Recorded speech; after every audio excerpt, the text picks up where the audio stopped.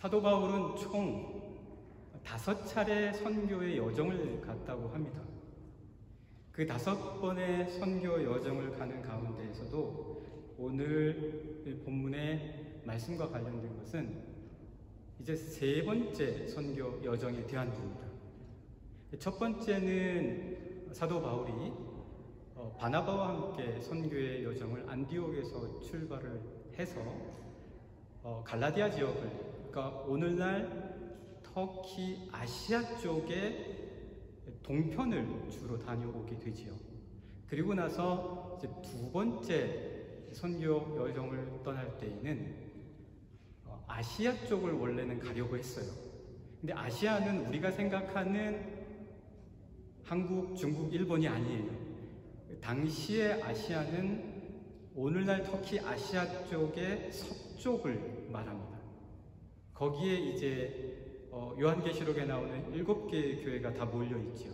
특별히 그 가운데서도 가장 중심적인 교회가 에베소 교회였었습니다. 그래서 사실은 그 에베소 쪽으로 다녀가려고 했는데 성령이 막으셔서 어디로 갔죠? 유럽으로 건너가는 거예요. 그래서 유럽의 마게도냐 지경에 빌립보에 이르게 되고 거기서 멈추지 않고 아테네죠. 아테네까지 내려와서 아테네 옆에 고린도가 있어요. 그 고린도 교회를 개척하게 됩니다. 그게 2번째 선교 여정에서 있었던 일이에요. 그러고 나서 다시 들어옵니다. 이제는 다시 한번 그 지역을 돌아보려고 해요. 그래서 선교 여정을 3번째로 출발하게 되는데 먼저 에베소로 갑니다. 그런데 에베소에 가서 말씀을 전하고 교회를 세우고 든든히 하는데 거기서 폭동이 일어나게 돼요. 쉽게 말하면 바울 때문에 폭동이 일어난 거예요. 왜냐하면 거기에 아데미라고 하는 여신을 만들어서 그 신상을 팔고 그걸로 돈을 버는 사람들이 있었어요. 데메드리오라고 하는, 또 그들과 비슷한 처지에 있는 사람들이 많이 있었습니다. 그런데 사도 바울이 가서 그것들은 다 우상이다 라고 하니까 갑자기 생계가 막막해지는 거예요. 그래서 거기서 폭동이 일어나게 되고 바울은 그것 때문에 굉장히 마음이 아픕니다. 자기만 고생하면 좀 덜 아프겠죠. 그런데 자기 자신 때문에 다른 동역자들까지, 그리고 그 에베소에서 믿음을 출발한 사람들까지 굉장히 괴로워하게 되는 거예요. 그러니까 마음이 너무 아픈 거예요. 거기에다가 어떤 소식을 듣게 되냐면 자신이 2번째 선교 여정에서 개척한 고린도 교회에 온갖 문제들이 생겨나기 시작했다는 거예요. 너무 말할 수 없는 많은 문제들이 생겨났다는 거죠. 그래서 사실 우리가 교회에서 일어날 수 있는 문제가 뭘까? 그거를 보려면 주변의 교회들을 볼 필요도 없어요. 성경의 고린도 전서를 보시면 돼요. 성경의 고린도 전서를 보면요, 교회에서 일어날 수 있는 모든 종류의 문제가 다 나와 있어요. 어떤 문제들이냐면 혼인의 문제, 그리고 법정의 문제, 법에 대해서 다투는 문제, 우상, 그리고 우상의 재물에 대한 문제, 그리고 은사를 어떻게 다룰 것이냐의 문제 뿐만 아니라 이 고린도 교회는 파가 나뉘었어요. 아볼로파, 게바파, 바울파, 심지어 그리스도파, 여러 파로 파당을 지어서 서로 싸우고 물고 뜯는 그런 모든 종류의 문제가 다 생겨나고, 그러니까 사도 바울이 마음이 너무 아픈 거예요. 지금 에베소에서는 폭동이 일어났고, 그리고 자신이 개척한 고린도 교회에서는 온갖 문제가 다 있으니까 마음이 눌리는 거예요. 그래서 고린도 후서의 말씀 앞선 장들을 보시면 자기 마음이 눌린다 그래요. 여러분 마음이 눌릴 때 있으시죠? 그렇게 마음이 눌리는 거예요. 그 온갖 감정들이 다 생겨나는 그런 때가 있습니다. 얼마나 힘들었겠어요. 그게 오늘 말씀 5절에 나와 있습니다. 그러면서 사도 바울이 그 에베소에서 고린도 교회를 향하여 편지를 쓰게 됩니다. 그게 고린도 전서예요. 그게 고린도 전서입니다. 그래서 편지를 보냈어요. 그런데 답이 안 와요. 답이 안 오고 그들이 사도 바울이 고린도 전서에서 너희들이 이런 문제 가지고 다투고 아파하면 되겠냐라는 그런 말을 했는데 반응이 없는 거예요. 그러니까 사도 바울이 너무 마음이 힘들어지는 거예요. 온갖 감정들. 여러분, 왜 감정이 이렇게 평탄한 게 아니잖아요. 감정이란 거는 막 요동을 칠 때가 있어요. 그리고 그 감정이 하나에 꽂히면 이 꽂힌 감정은 이루 말할 수 없이 집착하게 될 수도 있어요. 그래서 온갖 형태로 사람의 영혼을 갉아먹죠. 이런 상태에 사도 바울이 놓였을 수도 있는 거예요.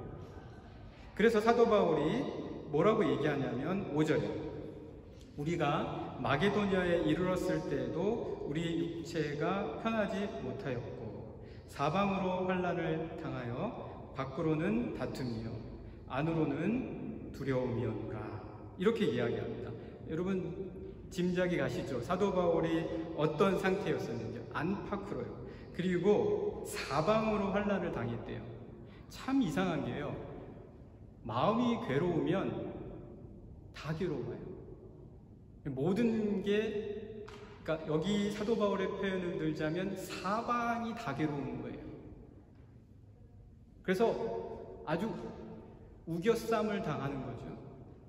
그래서 계속 누르는 거예요. 지금 그런 상황이었다라는 거죠. 그래서 사도 바울이 참다 못해 유럽으로 건너가는 거예요. 에베소에 있지 못하고 유럽으로 건너가서 먼저 고린도까지는 못 가고 마게도냐에 머무는 거예요. 그래서 마게도냐에서 마침 고린도 교회의 소식을 디도가 갖고 오는 거죠. 그 상황의 말씀이 계속해서 나와 있습니다. 6절 말씀 보시면요. 그러나 낙심한 자들을 위로하시는 하나님이 디도가 몸으로 우리를 위로하셨으니. 그러니까 디도가 고린도 교회의 소식을 갖고 온 거예요. 그러니까 고린도 교회의 소식을 듣게 되니까 물론 이제 어떤 소식인지 궁금하기는 했겠죠. 그런데 디도가 가져온 소식이요. 어쨌든 긍정적인 소식이었는데 항상 모든 것이 긍정적인 소식만은 아니었어요. 디도가 가져온 소식이. 안 좋은 소식도 있었어요. 예를 들어서 사도 바울이 고린도 교회에게 그러니까 헌금을 준비해서 어려운 교회를 돕자라고 했는데 그것에 대해서 부정적인 입장을 내비쳤고, 또 하나는 사도 바울의 그 사도권, 사도 바울이 사도로서의 역할을 하는 것에 대해서 여전히 고린도 교회가 아무 대답을 주지를 않았던 거예요. 사도 바울은 그래서 어떻게 보면 가장 핵심적인 문제가 해결이 안 된 거거든요. 그러면 저 같으면 별로 중요하지 않은 것 같은 소식은 좋게 오고, 정말 바랬던 거는 뭔가가 안 돼서 나에게 소식을 전해주면 마음은 더 힘들어져요. 그렇게 될 수가 있다는 거예요. 내 감정이. 그런데 놀랍게도요, 사도 바울은 뭐라고 얘기하냐면 그 믹스가 된 소식을 갖고 와서 별로 썩 그렇게 좋지만은 않은 소식이었는데도 불구하고 하나님이 위로하셨다라고 합니다. 하나님이 위로하셨다. 여기 이 위로라는 말은요, 여러분도 아시는 분이 계시겠지만 파라클레오예요. 이 파라클레오는 옆에서 대변해 주는 거예요. 영어로 advocate, 옆에서 도와주는 거예요. 그 사람을 위해서 변호해주고 변론해주는 거예요. 이거는 성령의 또 다른 이름인 보혜사와도 같은 말이에요. 자, 그렇다면 우리가 여기서 알 수 있는 게 뭐냐면요, 사랑하는 영락의 성도 여러분, 위로라는 거는요, 내게 좋은 것, 내가 바랬던 것에 대한 이루어짐의 소식만이 위로가 아니에요. 또 다른 무언가가 있다는 거예요. 내가 정말 바랬는데 그게 정말 됐어. 이게 위로예요. 맞아요. 위로인데 그게 전부가 아니라는 거예요. 사도 바울은 지금 자기가 원했던 것들이 받아들여지기도 했어요. 그래서 좋았어요. 위로를 받았어요. 그런데 정작 중요한 건 안 됐어요. 그래서 고린도후서 오늘 우리가 보시는 7장 이후의 말씀 보면 사도 바울이 계속해서 연보에 대한 이야기를 더 이어나가고 있고 자신의 사도권에 대한 이야기를 더 하고 있어요. 그거는 뭐냐면 자기가 정말 바랬던 대답은 못 들은 거예요. 그럼에도 불구하고 하나님이 위로하셨다라고 얘기해요. 이게 지금 자기 최면일까요? 그래.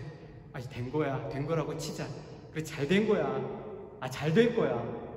이런 식으로 자기의 이 생각을 조절하고 컨트롤하는 건가요? 우리는 그럴 때 많아요. 무작정 그냥 어떻게 됐든 잘 될 수도 있겠지 뭐 라고 생각하거나 아예 생각하지 말자. 그러면 잘 되겠지. 잊어버릴 때 오히려 더 잘 풀리는 경우도 있더라. 이렇게 생각을 할 수도 있다라는 거예요. 과연 그런가요? 물론 잘 될 때도 있어요. 그러나 안 될 때가 있다라는 거예요. 그러면 주사위 던지는 거죠. 될 때가 있고 안 될 때가 있는데 그냥 한번 해보자. 그러면 주사위 던지는 거예요. 오늘 이렇게 위로에 대해서 사도 바울이 본문의 말씀을 통해서 그 위로라는 것, 성령이 하시는 그 위로에는 우리의 응답이 그대로 되어지는 것뿐만 아니라 바랬던 그 바램들이 하나씩 성취돼서 뭔가 원했던 답을 얻는 것뿐만 아닌 무언가 다른 것이 있다라는 거예요. 그게 참된 위로라는 거예요. 그게 도대체 뭐냐? 오늘 좋은 소식만으로 위로받지 않았다라는 게 7절에 나와 있어요. 7절의 말씀 보시면은요, 그가 온 것뿐 아니요 오직 그가 너희에게서 받은 그 위로로 위로하고, 여기서 딱 끝나요. 첫 번째가.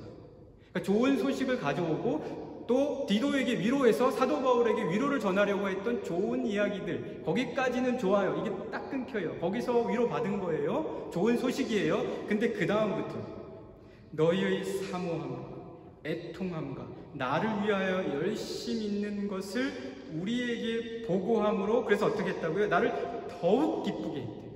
이 더욱 기쁘게 한 사모함, 애통함, 열심, 요 세 개가 도대체 뭐냐라는 거예요.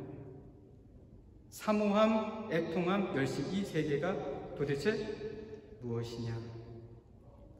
자, 오늘 우리는 지금까지의 이 말씀을 통해서 5절, 6절, 7절의 말씀을 통해서 성령의 위로는 단순히 우리가 바랬던 바만이 아닌 더 깊은 무언가가 있다라는 것을 확실히 보았습니다. 여러분들이 그렇게 분명히 확신하셔야 돼요. 그래야 참된 위로를 받으실 수 있어요. 내가 원하고 내가 바랬던 것만을 바라면은요, 거의 위로를 받지 못하실 거예요. 자, 그럼 우리가 두 번째로 한번 넘어가 볼까요?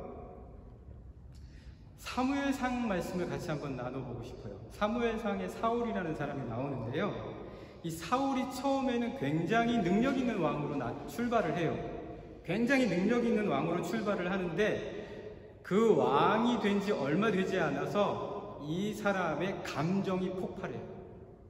감정이 폭발해요.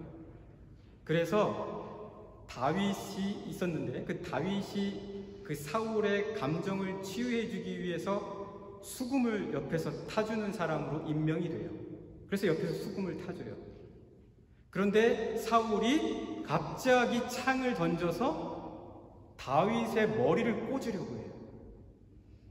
이 사람의 감정이요, 순식간에 획 하는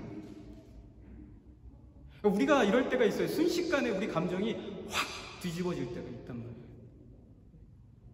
그때의 그런 이 사울의 심리적이고 정서적인 상태를 어떻게 사무엘상에서는 표현했냐면, 하나님이 부리시는 악령으로 번뇌하기 시작했다, 이렇게 이야기해요. 하나님이 부리시는 악령으로 번뇌하기 시작했다. 이게 약간 이게 읽으면서도 무서운 말이에요. 하나님이 부리시는 악령으로 번뇌하기 시작했다. 자기의 맨정신이 아니라는 거예요. 근데 왜 하나님이 부리시는 악령일까? 왜 하나님이 여기에 등장하셨을까? 이거는 어찌 보면 하나님이 사울을 계속해서 괴롭힌다라는 차원의 이야기보다는 이 당시의 사울의 상황을 봐야 돼요. 이때 상황이 언제냐면 사울이 사무엘로부터 하나님의 말씀을 지키지 않는다, 하나님이 너를 버리셨다 라는 이야기를 듣고 난 다음이에요. 그러면 결국 하나님이 부리시는 악령으로 번뇌했다라는 것은 하나님과 점점 멀어지는 거예요. 하나님과 점점 멀어지는 거예요. 그러면서 세상과 사람과 그리고 자기의 왕좌에 대한 집착이 생기는 거예요. 그래서 그가 하는 근심의 대부분은 뭐예요? 그가 하는 근심의 대부분은 내가 하나님의 일을 어떻게 감당할까라기보다는 그가 하는 대부분의 근심은 내가 어떻게 하면 이 왕좌를 끝까지 지킬 수 있을까? 이 근심에 매몰되는 거예요. 내가 어떻게 하면 지금 이 왕좌를 다른 녀석들한테 안 뺏기고 이 왕좌를 끝까지 지켜가지고 대대손손 이을 수 있을까? 이 근심. 그러다가 다윗이 갑자기 등장해요. 다윗이 등장을 했는데 처음에는 목동, 양으로 먹고 사는 양치기였다가 왔으니까 우습게 봤을 수도 있어요. 그런데 다윗이 왔는데 점점 사람들로부터 사랑을 받는 거예요. 그래서 사무엘상에 보면 사울이 그때부터 다윗을 뭐라고 하냐면 주목하기 시작했다라고 얘기해요. 집착하기 시작하는 거예요. 그러면서부터 사울의 고민이 다윗이 되기 시작해요. 사울의 근심, 사울이 걱정하는 거 전부 다 다윗 때문이에요. 저 녀석이 저렇게 하는데 너무 잘하면 안 되는데, 저 녀석이 저렇게 하는데 진짜 사람들로부터 인정받으면 안 되는데, 저렇게 하면 어떡하지? 그러면서 점점 사울의 영혼이 악령으로 번뇌하기 시작했다. 이게 뭐죠? 세상 근심이에요. 내 직장. 그 근심이 계속 직장 근심밖에 없어요.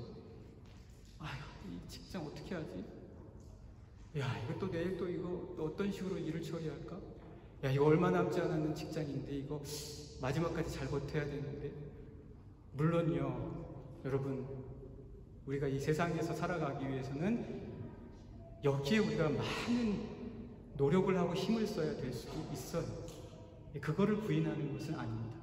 그러나 이것이 여러분의 영혼을 갉아먹게 해서는 안 돼요. 이게 전부가 되어서는 안 된단 말이에요. 애들, 자녀들. 자녀를 어떻게 키우지? 뭐든지 다 자녀예요. 처음부터 시작해서 끝까지 자녀예요. 만약에 그렇게 해서 자녀가 잘 되면 그렇게 하는 게 좋아요. 근데 그게 아니라는 얘기예요.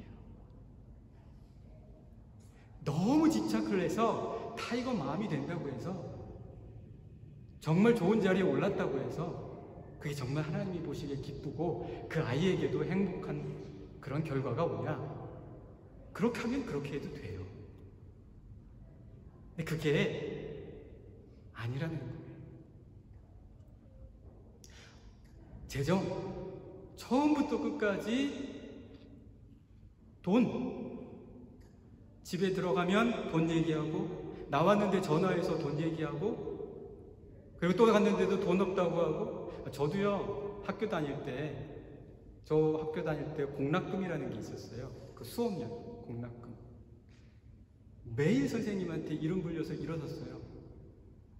매일 안 냈다고. 매일 늦게 낸다고. 집에 가서 달라고 하면 내일 줄게. 그래서 매달 늦게 냈어요. 그러면 집에 가면 맨날 돈 얘기만 하는 거예요. 그때 당시에 제 머릿속에는요, 공납금, 수업료밖에 없었어요. 그게 꽉 차 있었어요. 그런다고 해결이 되냐? 제 영혼이.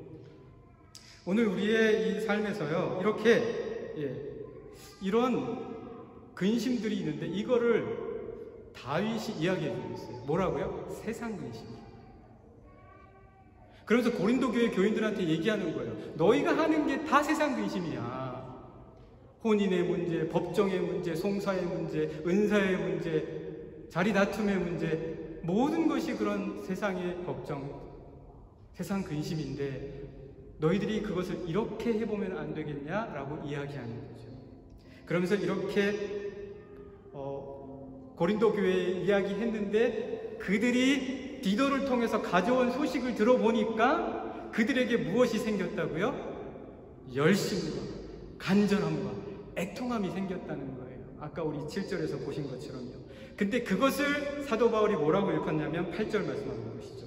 8절을 보시면 그러므로 내가 편지로 너희를 근심하게 한 것을 후회하였으나 이때의 근심은 야 괜히 내가 말해서 저 사람들 그냥 근심만 하게 한 거 아닌가? 걱정만 시킨 거 아닌가? 라고 생각을 했는데 그 다음 말씀 계속 보시면 지금은 후회하지 아니함은 그 편지가 너희로 잠시만 근심하게 한 줄을 알미라. 잠시만 근심하게 했으면 그 다음에 뭘 했다는 거예요? 그 다음 말씀 한번 보시죠. 9절 내가 지금 기뻐함은 너희로 근심하게 한 까닭이 아니요 도리어 너희가 근심함으로 회개함에 이른 까닭이라. 여기 회개를 우리가 교리적인 차원에서의 회개로만 생각하면 너무 생각이 좁아져요. 그래서 여러분과 저는 지금 오늘 이 말씀을 읽으면서 이렇게 읽었으면 좋겠어요. 하나님께서 너희를 근심시키심으로 회개 대신에 변화시키셨다.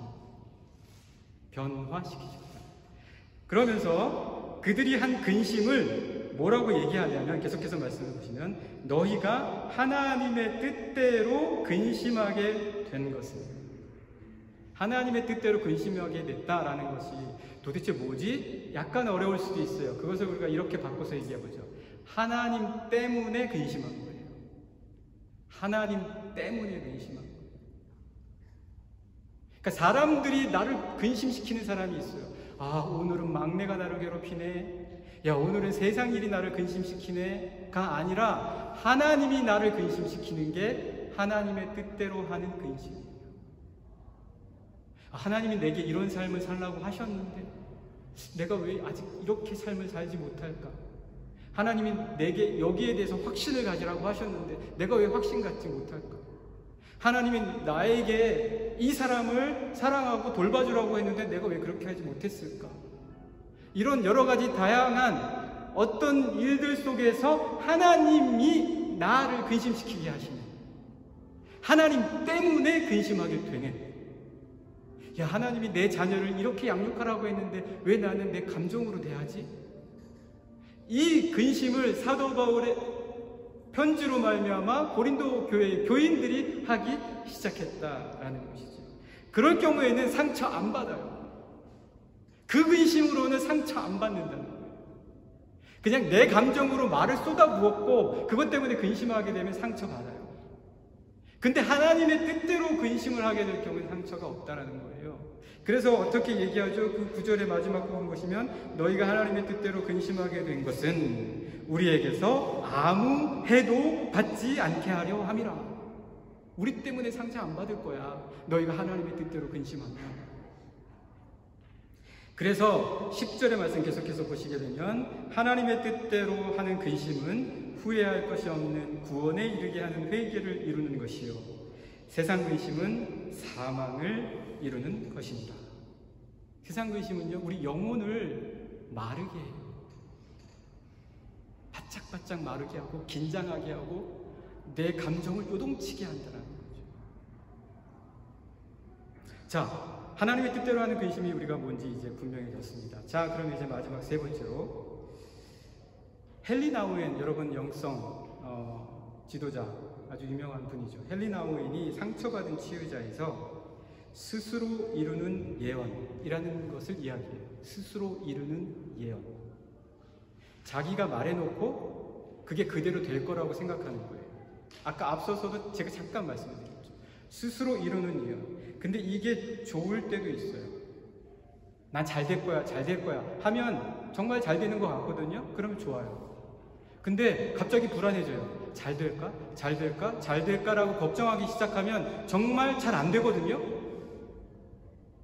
정말 잘 안 돼요. 그러면 그다음부터 계속 그 감정에 휘말리기 시작하는 거예요. 여러분 1대1 하신 분 다 아시지만 그 1대1 처음에 믿음에 대해서 얘기할 때 감정이 어디에 있죠? 믿음 뒤에 있어요. 감정. 믿음 뒤에 있는 이유가 뭐예요? 믿음이 감정을 끌어가게 해야 된다는 거예요. 믿음이 감정을 끌어가게 해야 된다. 근데 이게 뒤바뀌면 안 된다는 얘기예요. 감정이 믿음을 끌어가면 안 돼요. 여러분 자신을 감정에 휘둘리도록 두지 말라는 얘기예요. 그러면 잘 될 것 같으면 잘 되고 불안해지기 시작하면 안 된다라고 생각한다면 여러분의 삶이 어떻게 되겠습니까? 모든 사람들 마음속에는요, 감정이 아닌 다른 무언가가 있어요. 모든 사람들의 마음에는 감정이 아닌 다른 무언가가 있다. 그것을 C.S. 루이스는 성과 악의 법이라고 얘기했어요. 이거는 모든 사람에게 있어요. 선과 악의 법. 그게 뭘까요? 그거는 성령의 법이에요. 성령의 법이에요. 그리스도 예수에 대한 믿음이에요. 여기에 의지해야 된다는 거예요. 거기에 의지해야 된다는 거예요. 우리 자녀들에게 이야기할 때도, 그리고 내 친구 관계에 대해서도 서로 나눔이 있을 때에도 바로 거기에서 나오는 모든 결과들로 인해서 내 감정을 요동치게 두지 말고 그 하나님의 말씀을 의지하는, 그래서 이 모든 삶에서 하나님의 뜻대로 어떤 일이든지 근심하게 될 수 있을 때 들쑥날쑥한 스스로의 감정에 휘둘리지 않고 말씀에 따르는 영적 법을 지킬 수 있다라고 우리는 분명히 오늘 이 사도 바울의 말씀을 통해서 알 수가 있습니다. 이 하나님의 뜻대로 하는 근심은요, 우리의 감정을 치유해줘요. 우리 감정을 치유해줘요. 어떻게 치유해주는지 한번 보시죠. 11절 말씀입니다. 11절 말씀 보시면, 보라, 하나님의 뜻대로 하게 된 이 근심이 너희로 얼마나 간절하게, 간절하게 돼야 될 때에 간절해야 된다라는 거예요. 그렇게 만들어준다는 거예요. 무관심하고 무기력했던 사람들에게 그 감정의 골을 열어줘서 간절하게 한다는 거예요. 얼마나 변증하게 하며 내 삶을 위해서 내 삶이 든든하게 세워질 수 있도록 변증, 지켜낼 수 있는 힘을 준다는 거예요. 감정적으로 휘둘려서 자포자기하지 않게 한다는 거예요. 하나님의 뜻대로 하는 근심을, 하나님 때문에 근심하게 되면 이러한 일들이 있을 수 있다라는 거죠. 뿐만 아니라 얼마나 두렵게 하며 삶이 조심스러워지는 거예요. 내가 세상의 주인이 된 것처럼 행동하지 않아요. 삶에 조심스럽게 하나님 앞에서 늘 항상 있다라는 것을 알게 할 뿐만 아니라 사모해야 될 것들을 사모하게 하며 열심히 있게 할 것들을 열심히 있게 하며, 또한 벌받아 마땅할 것들에 대해서는 내 스스로가 벌할 수 있는 그러한 감정의 회복과 제대로 된 방향성을 하나님의 뜻대로 근심하는 자들에게는 주신다라고 말씀해 주시는 거죠. 제가 얼마 전에 화분을 하나 샀어요. 이 화분을 하나 샀는데 저희 가족이 가기 전에 저에게 신신당부를 했어요. 항상 토요일마다 물을 주세요. 그렇게 이야기를 했어요. 항상 토요일마다 물을 주세요. 그래서 제가 토요일마다 해야 되는 것 중에 중요한 일 중에 하나는 아침에 눈을 딱 뜨면 물을 줍니다. 근데 그게 전부가 아니에요. 물을 주는 것, 항상 위로가 좋은 것만 받고 받는 것을 통해서 위로는 절대 안 와요. 여러분, 우리는 그런 위로 바라는 거 아닙니다. 그렇죠? 어느 날 보니까 다 마른 잎이 아직도 여전히 붙어 있어요. 아직도 다 시들어버린 꽃들이 거기에 붙어 있더라고요. 정리해 주는 거예요. 잘라주는 거예요. 가지치기 해주는 거예요. 뿌리가 바깥으로 나오면 말끔하게 청소해 주는 거예요. 하나님의 위로는 우리로 하여금 은혜와 감사와 또한 성취의 기쁨도 주시지만 하나님의 뜻대로 근심하게 하세요. 그 근심이 없으면 안 돼요. 세상 근심 말고요. 여러분의 삶에 하나님의 뜻대로 하는, 하나님이 시키시는 근심이 있습니까? 이 근심이 있어야지 돼요. 여기를 통해서 우리가 하나님의 위로를 풍성하게 누릴 수 있는 그런 모든 사람이 될 줄 분명 믿습니다. 우리 영락의 모든 성도님들에게 바로 이와 같은 하나님의 뜻대로 하는 근심으로 말미암아 내 이 감정을 온전하게 돌보시는 모든 영락의 성도님들 되시기를 간절히 축복합니다.